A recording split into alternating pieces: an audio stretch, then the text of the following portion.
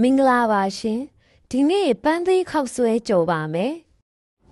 ချစ်သားစီပြန်ဟင်းလေးချက်ပြီးသားရှိရင်ပန်းသေးခောက်ဆွဲကြော်စားကြည့်ပါနော်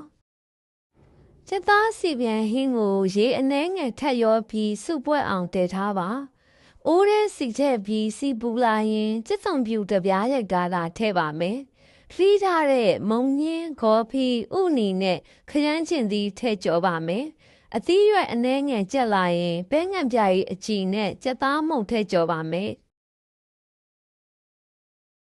ခောက်ဆွဲနဲ့ပဲငံပြားကြီးအပြစ်အနှဲငယ်ထည့်ပြီးသေးချစွာမှွေကြော်ပါမယ်ရှင်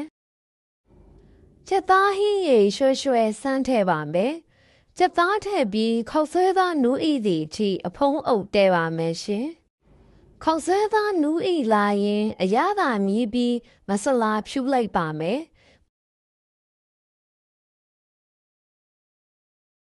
မွေးပြန်ပြီးအရသာရှိလာတဲ့ပန်းသေးခောက်ဆွဲကြော်ရပါပြီရှင်အဆုံးထိကြည့်ပေးလို့ကျေးဇူးတင်ပါတယ်နော်